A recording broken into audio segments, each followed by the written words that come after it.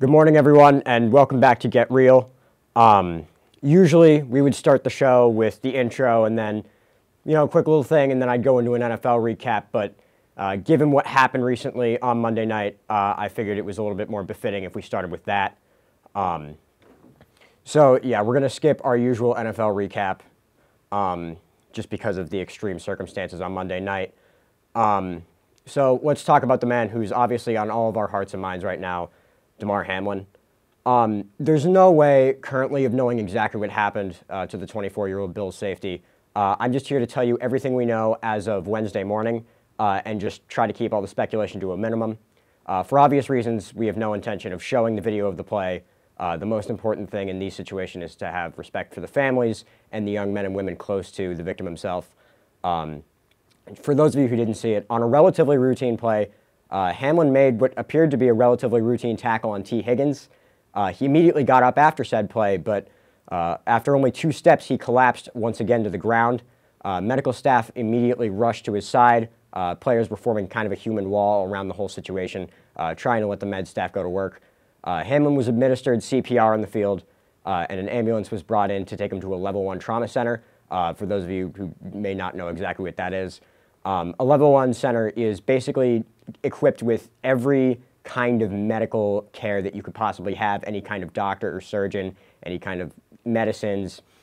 And then a few hours after he arrived there, it was announced that he had entered cardiac arrest on the play after getting hit in the chest. While his vitals are normal, he is still in critical condition, and he was sedated. The easiest first place to go is that we'd all like to extend our prayers to Hamlin and his family.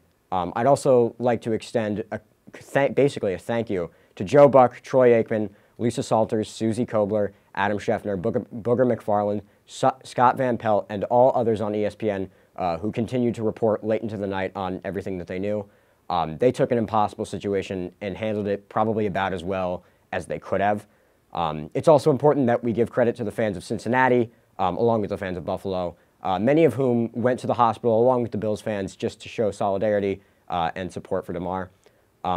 Credit also to coaches Sean McDermott and Zach Taylor, who took the situation basically into their own hands. The refs, I'm not going to try to disparage them. What they did is probably what is written down. What they're supposed to do is after a big injury, the players get 5 minutes to warm back up so they can continue playing. But obviously, this situation, it's a little bit different. Both coaches came together, and they took the matter into their own hands, and they took their teams back to the locker room. Players and coaches met outside the locker rooms, where they appeared to make the call to end the game after getting off the phone what I have to assume to be is some NFL higher-up. All of this is bigger than football. Everyone involved deserves credit for recognizing that. We're not going to speculate too much about what happened to Hamlin. All we know is that he's still obviously under, and the doctors are doing everything they can. They've switched the oxygen they're giving him to be a little bit more natural. But I believe and hope that the NFL will have to make some kinds of changes to avoid more situations like this one. Obviously, this is a situation that is incredibly rare, but you can't have more than one of them. Frankly, it's horrifying that they even had one. I don't know what kind of rule changes you make, but I think you have to do something. Our thoughts and prayers go out to Damar Hamlin, his family, his teammates, and his contemporaries across the league.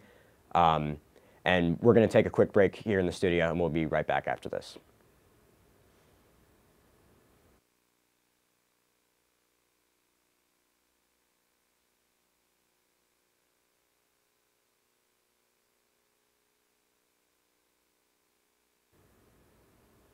So we're going to move on now to a quick NBA recap of what's been going on over the past couple weeks.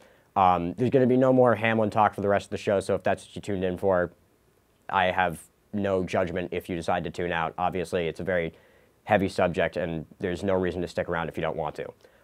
But we're going to move on, and we're going to talk about just some stuff that's been going on. Luka Doncic is what I'm going to lead with because he has been playing out of his mind lately. He's averaging almost a 50-point triple-double over like his last 6 games. It's incredible. He's been very efficient. Obviously, he had a great comeback against the Knicks with like 30 seconds left. They were down 9, and they managed to come back and win in overtime. obviously the magnum opus of this run he's been on was that Knicks game where he had 60 points, 20 rebounds, and 10 assists. No game like it in NBA history. The Mavericks have moved up significantly in the standings of the Western Conference. They look a lot better as a team, but I have to wonder how much of that is just Luka playing out of his mind and how sustainable that may be. It may not be, unfortunately for Mavericks fans, but this really just confirms what we already know. Luka Doncic is absolutely incredible at basketball, quite possibly the second best player in the world right now. But moving on to another guy who tried to match Luka's stat line, Donovan Mitchell just 2 nights ago had 71 points, and I believe it was 10 or 11 assists with 8 rebounds in a 21-point comeback against the Chicago Bulls. Now, I'm not going to sit here and pretend like the Bulls are the stiffest competition in the world, but, I mean, if we're going to give credit to Luka for doing it against the Knicks, we have to give credit to Donovan for doing it against the Bulls. An absolutely incredible performance. The most points anybody has scored since Kobe scored 81. First time anyone's gotten to 70 since Booker did it. The difference is Booker did it in a loss against the Celtics. Donovan Mitchell did it in a comeback win. Another absolutely incredible game. Really just an offensive explosion that we're seeing this season, especially in the recent weeks, which is something we've kind of been saying every year about the NBA, but it's really making itself clear this year, what with a 71-point performance and a 60-20 triple-double. Moving on to what most of you probably care about, the Celtics, still, I believe, the #1 seed in the conference, but they're kind of befuddling is the word that I'm going to use, because I don't quite understand how it is that sometimes they look so great and then sometimes they look so pathetic. And I understand the NBA season has its ups and downs, so maybe it's just the highs and lows of the season.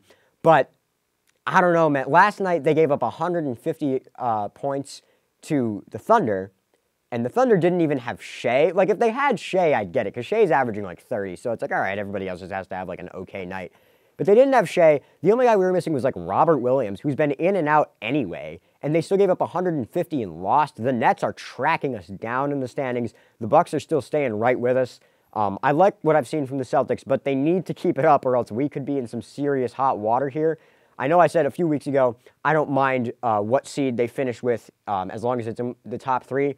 I'm going to be honest, I kind of lied. I really want them to have the 1 seed, just in case we end up going against the 2 or 3 seed. Although, admittedly, home field advantage isn't quite what it used to be. So I'm probably overreacting a little bit, but it's still concerning that they could lose so many games so puzzlingly. Moving on out west. So a few weeks ago, and this is 100% on me, I said that we were starting to see the effects of Father Time go against LeBron James. I lied. I spoke too soon. He turned 38 and he got better. Since he scored 38 points, he has not dropped 40 points in a game. Now, admittedly, it's only 2 games, but that's still insane. And I mean, just even before that, he's been on an absolute tear. With Anthony Davis out, the Lakers kind of need it because they're still not winning every game in spite of the fact that LeBron's averaging like 35 points, 10 rebounds. He's shooting like 55% from the field. He's 38 years old. Like, can we all just take a... This is impossible, what we're seeing from him. Like, there's no way anybody should be able to do this, and yet he does. The Lakers, I think, are on a 2-game winning streak. They have a winning record over their last 18. I think but they're only like 10-8. They have a chance at making it to the play-in, but I really think, unless Anthony Davis comes back and plays at the level that he was playing at very soon, if Russell Westbrook, he's actually been pretty good this year, very much the runaway 6th man of the year. He still needs to be more efficient, though. And if LeBron can keep this up, I don't know, maybe they make the 2nd round. If everything falls perfectly, maybe a conference finals, but that's all like a 1% chance. I still think the most likely scenario is they A, miss the playoffs, or B, make the play-in and get knocked out because this team is just fundamentally broken. Moving on, a couple weeks back on Christmas Day, Nuggets game, Aaron Gordon. Actually, it's funny because I write notes for myself for stuff like this in the show instead of just having a full-on script. And right here, I just wrote, Aaron Gordon, holy moly. And as much as I want to make fun of myself, that's kind of the most apt description. We have the video clip of his dunk if we could get it. It's insane. Here comes Aaron Gordon the other way. Gordon! Oh my goodness! Drink this in with your eyes, ladies and gentlemen. I mean, he literally turned Landry Shamet into like a punching bag. Like, I think Zach LaVine should have won those dunk contests all those years ago, but it is a crime that Aaron Gordon finished as the 2nd place guy so many times because he might be like Vince Carter level dunker. He is insane. The only other thing I have to say about the Nuggets is that they're good.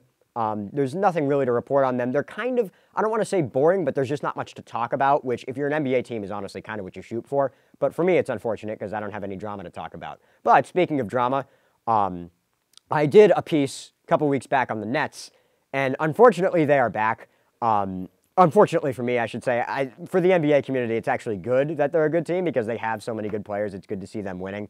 But I called them dead in the water, and then here they are roaring back now. They're the second seed in the conference.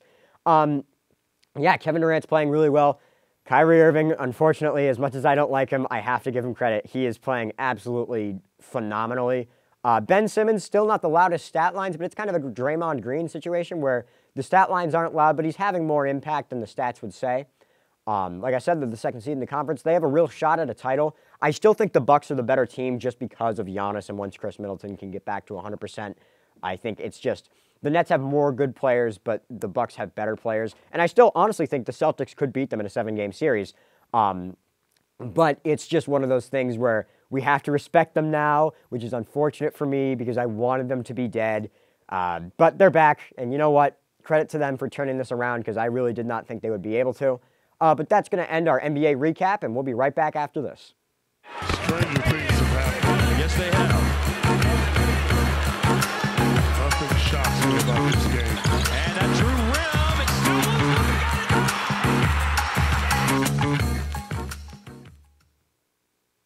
Yeah, that next game I was talking about, that was the one. Anywho, we're going to move on to our final topic of the day. We skipped our NFL recap at the beginning of the show, but I'm just going to talk about the Patriots for a little bit because they're in a very, I'm going to call it an interesting situation. So it came out yesterday as a headline that Robert Kraft is reportedly not happy with how the offense looks with the coaching staff that we have. And that really makes me worry about the offseason because the last thing the Patriots need right now with a young quarterback coming off, it's not bad seasons, but it's their worst seasons in a long time. The last thing I want is a civil war in the front office, but it looks like we might be headed headlong for that. But I got to admit, I have to agree with Robert Kraft. The only thing offensive about our offense is that it's offensive to look at. I'm sorry, I've harped on this before, but how can you truly believe that you can take a defensive coordinator who is fired as the head coach of a bad franchise and a special teams coordinator who is also fired as the head coach of another bad franchise and make them joint offensive coordinators for a second-year quarterback and expect things to go well? I'm sorry, that's just never going to work. And the thing is, we've always kind of been able to lean on the defense a little bit to try and, sort of make up for the offensive shortcomings. And admittedly, they've done that. But here's the problem. I can't even really call the defense good, especially after this last week, because while they had some defensive touchdowns and they made some good stops, it was against Skylar Thomas, a 7th-round, third-string quarterback whose best attribute is his running. Like, yeah, they looked good, but that's like saying, oh yeah, I looked really fast when you made me race against a bunch of third graders. Yeah, sure you do, but how manageable is that going to be when we're going up against an offense maybe like Cincinnati a second time, or maybe the Chiefs, or any of these other teams that can really gash you deep? And I think this really plays into what the biggest problem is. I've talked about it before. Belichick at this point in his career is just his own worst enemy because he believes in himself so much, and I like that because it's good when good people believe in themselves because they do more good things. But with Belichick, he believes in himself a little bit too much, what with the offensive coaching hires that I've already made. And frankly, the defenses aren't as good as they used to be. Not bad. The Patriots' defense is not bad. I'm not saying that. But it's not good enough to make up for the offensive shortcomings that Belichick has created for himself. I've never been the biggest believer in Mac Jones. I will 100% admit that. But even I think his ceiling is far higher than we are letting it be because we're shooting him in the kneecap. I mean, offensively, I don't know that many quarterbacks in their first or second year would succeed under this, except for, Brady did it, but that was 20 years ago. Maybe Mahomes would, but that's Patrick Mahomes. Josh Allen wouldn't have because Josh Allen in his second year was still kind of a project quarterback. So I think it's unfair what we're asking him to do, and especially this week. To get into the playoffs, we have to beat the Bills, which is certainly possible because the Patriots have an incredible ability to play up to their competition at the least expected point, and with these division games being what they are, I would not be surprised at all if we came away after Sunday with a win. But, like, it's unfair. The Bills are just such a good defense, and they're such a good offense, that it's unfair what we're going to be asking these players to do. There's just not enough talent for us to win at the level that we want to win right now. We either need to commit to a rebuild or commit to contending, and we can't commit to contending. We have to commit to the rebuild, and we're not going to. So it's going to be another 8-9 or 9-8 season where we're going to have a middle of this first-round pick, and we're going to pick up a player who's nice, but it's never going to be exactly what we want it to be. Heck, maybe we'll trade out of the first round, and then everybody will be mad, and we'll come back next year. Maybe Jimmy Garoppolo is the quarterback because we'll somehow manage to convince ourselves that he's a good idea to go back to. I don't know, man. It's just frustrating. And by the way, even if we do get in, we're probably going to get demolished. But again, maybe not, because the Patriots have this weird ability to play up to their competition. And as happy as I would be with getting into the playoffs and winning a playoff game, if that's the expectations for our organization at this point, we're in for a long next, I don't know, couple of decades as Patriots fans, because our expectations used to be so high. Winning a playoff game is nice, but our goal is championships. So if we consider getting in and either losing a close first-round game or winning a close first-round game and then getting demolished in the second round, because that, by the way, that's exactly what would happen if we made it to the second round, we've fallen pretty far as an organization, and that's kind of sad to see. But with that, I'm going to end this kind of Debbie Downer segment about the New England Patriots, and we're going to end the show. Thank you all for tuning in. Once again, thoughts and prayers out to Damar Hamlin and his family. Hopefully he can make a full recovery. 2 weeks from now, we're going to have our big finale show for the semester, of course. So make sure to tune in to see that, and I will see you then.